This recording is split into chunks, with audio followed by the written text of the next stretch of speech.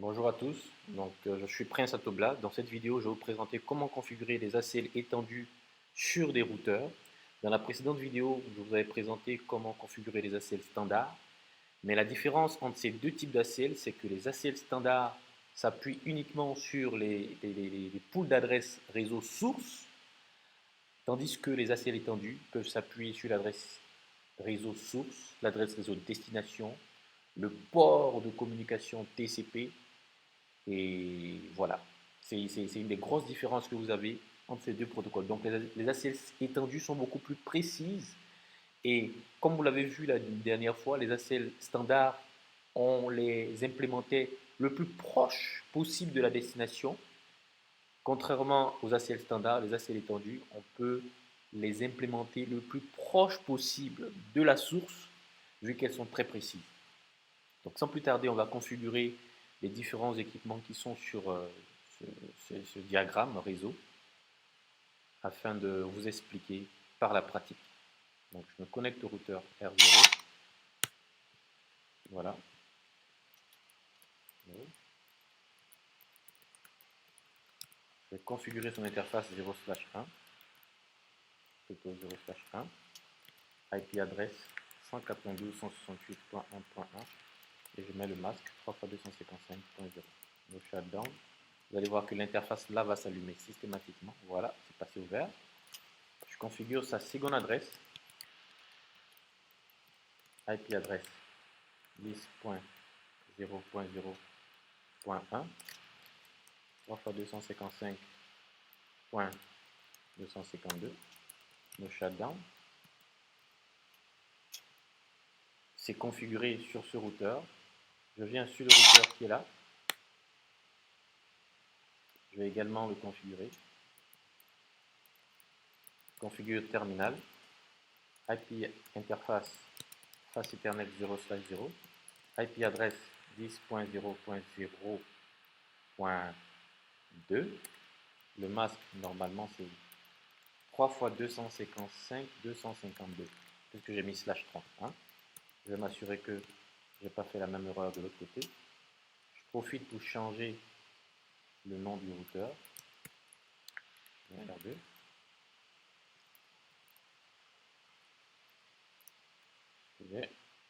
Voilà, hostname. R2. Je viens sur le routeur qui est là. Ok, j'ai bien mis 252. Voilà.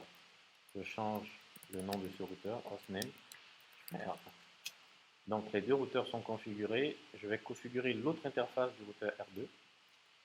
Donc vous suivez ici. Interface Fastnet 0/1. IP adresse, je vais déplacer un peu ça pour que vous voyez la adresse. 192.168.2.1 3x255.0, le shutdown. Une fois que ça c'est fait, il ne me reste plus qu'à venir sur l'équipement 1 ici. Je mets son adresse 192.168.1.2 et je lui précise sa gateway. Sa gateway c'est la 192.168.1.1. Voilà. Je viens sur ce serveur. Je mets 192.168.2.2 et je lui précise sa gateway .2.1. Je viens également sur le serveur B et je mets 192.168.2.3 et je lui précise sa gateway .2.1. À ce stade-là, normalement, je vais faire rapidement configurer de ce vu que ce routeur ne connaît pas ce réseau. Parce que imaginez-vous un seul instant que je fasse un ping depuis ici vers le PC, le serveur web A. Quand je fais ça, vous voyez que ça ne marche pas. On dit Destination Host Unreachable. Donc il faut que je vienne sur ce routeur et que je configure une route par défaut ou une route qui va me conduire vers le réseau 2.0. Donc on dit pour aller vers le réseau 2.0, passe par exemple par ta Fastnet 0/0. Idem sur ce routeur également. On va lui dire IP route pour aller vers le réseau 192.168.2.1. 1.0 passe par ton interface fastnet 0/0. Vous allez voir, voilà. Une fois que ça c'est fait, je devrais être en mesure de relancer ma commande ping et elle devrait marcher. Quand je fais le ping vers la 2.2, cela devrait marcher. Ça prend un peu de temps, mais je vous rassure, ça finira par marcher. On suit. Souvent c'est la dernière requête qui passe et puis après c'est bon. Voilà, donc la dernière requête est passée, voilà, donc ça marche, le ping marche. Donc, ce qui veut dire qu'il y a une communication entre cet équipement et là. Je vais essayer d'ouvrir une page web. Donc, je vais essayer de me connecter au serveur web pour voir, voilà, il ouvre bien. Je vais essayer pareillement sur le routeur, sur le serveur web B. Vous voyez ce que ça donne, 2.3. Ça sort également. Ce que je vais faire, je vais venir sur ces différents équipements là pour changer les informations. Je vais mettre ici bienvenue sur le serveur web A. Je vais essayer de copier ça pour éviter de taper la même chose de l'autre côté. Je viens sur le serveur web B, je mets là, et cette fois-ci je mets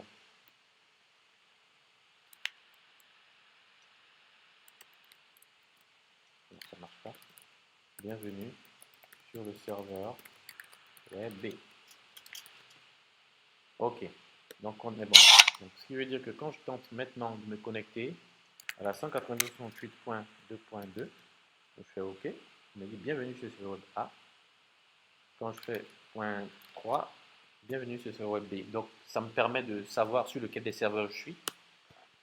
Ce que je fais par la suite, je vais configurer mes ACL.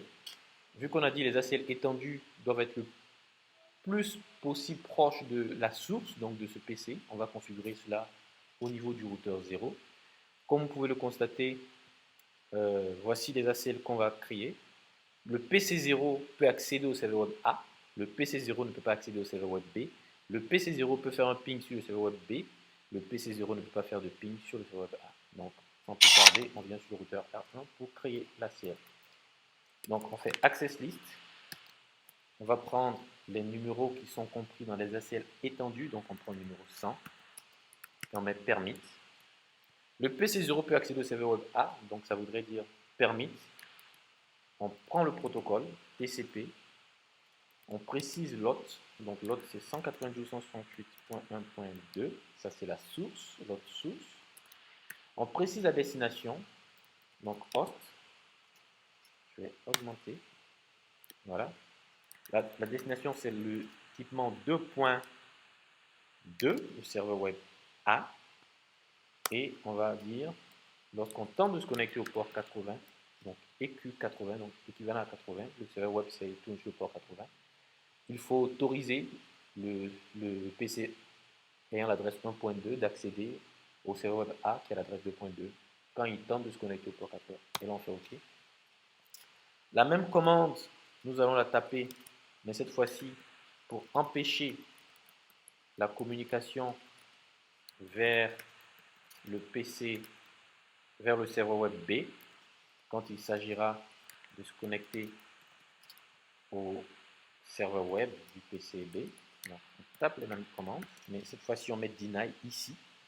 Et on met ici l'adresse IP du serveur web B. Je tape la commande. À ce stade, je peux faire un test. Je viens sur le serveur web et je tape 192.168.2.3. Normalement, je ne devrais pas être en mesure de voir la page web. Ça passe. Vous savez pourquoi ça passe? Ça passe tout simplement parce que, après avoir configuré l'ACL, je ne l'ai pas appliqué à l'interface FA01 du routeur. Donc, je viens sur l'interface FA0/1 parce que j'ai créé l'access list mais je ne l'ai pas appliqué et je fais IP access group. Je mets le numéro 100 et je mets in pour dire, pour toute requête venant sur cette interface, applique l'ACL 100. Donc, je reviens sur le PC. pour lequel tout à l'heure, je n'arrivais pas à voir, la page web. Donc je vais réessayer. On va le faire à 2 points, je ferme. On va refaire 192.8.2.3, on va voir ce que ça donne. Quand je fais entrer, vous voyez, ça tarde à venir et je vous rassure que ça ne viendra pas. Ça, vous pouvez être sûr. Voilà, request timeout. Par contre, quand je fais la même chose pour la 2.2, ça marche. Mais quand je reviens sur la 2.3, ça ne marche plus. C'est à cause de cette ACL étendue qui a été mise sur le routeur qui est là et sur cette interface spécifiquement. Donc j'ouvre à nouveau, vous allez voir, request timeout, ça ne marche pas pour la 2.3. En ce moment, si vous regardez, je vais faire une commande ping vers la 2.2. C'est sûr que ça ne marchera pas. Pourquoi? Parce que ce qu'il faut savoir, lorsque vous configurez une access list sur un routeur, je vais faire do show IP route, vous allez voir. Non, show run, vous allez voir. Quand vous configurez une access list sur un routeur, par défaut, il y a une dernière access list qui se met en dessous de la dernière access list qui est visible par vous. C'est une access list qui empêche tout type de communication, hormis ce que vous avez autorisé. Donc, il y a un implicit deny, donc, qui vient comme se mettre là, access list 100, deny, all. Donc, ce qu'on va faire là maintenant, on va, vu que le ping même vers la 2.2 ne marche pas, et conformément à notre test, on va permettre qu'un ping aille vers la 2.3. Regardez. Parce que même le ping vers la 2.3 ne marchera pas non plus. On va autoriser les pings vers la 2.3, mais on va empêcher les pings vers la 2.2. Pourquoi est-ce qu'on peut être obligé d'empêcher les pings donc, dans un type de configuration réelle? C'est parce que les pings sont utilisés souvent pour les attaques de déni de service. Parce que si je fais un ping sur un serveur qu'à chaque fois il est obligé de me répondre, il va charger sa CPU. Et cela peut empêcher le serveur de faire ce pourquoi il a été implémenté, c'est-à-dire délivrer des services tels que les services web. Donc, je vais venir sur mon routeur et je vais configurer toujours la même ACL, Access List 100. Et là, je vais autoriser les pings allant du poste 192.168.1.2 vers le serveur web B qui est 192.168.2.3. Et je vais faire la même config, mais cette fois-ci, je vais empêcher les pings qui vont vers le serveur web. Je vais empêcher les pings qui vont vers le serveur web A, qui a son adresse qui est la 2.2. Chers amis, à ce stade, quand je viens et que je fais le ping de la 2.3, regardez ce que ça donne. Ça marche maintenant, alors qu'ici, ça ne marchait pas. Par contre, la 2.2, ça ne marche pas, tout simplement parce que dans l'ACL, on a indiqué qu'on ne veut pas on a indiqué qu'on ne souhaiterait pas que la 2.2 soit joignable par ping. C'est pour cela qu'on a mis deny. Chers amis, j'ai été très heureux d'être en votre compagnie. J'espère que cela vous apportera beaucoup. N'hésitez pas si vous avez des questions à poser, les questions directement sur le site. Je le marque là, www.sysdevnet.com. Dès que vous mettez une notification dans le chat de SysDevNet, je reçois cela systématiquement sur mon terminal mobile et je peux vous répondre. Merci et bonne journée.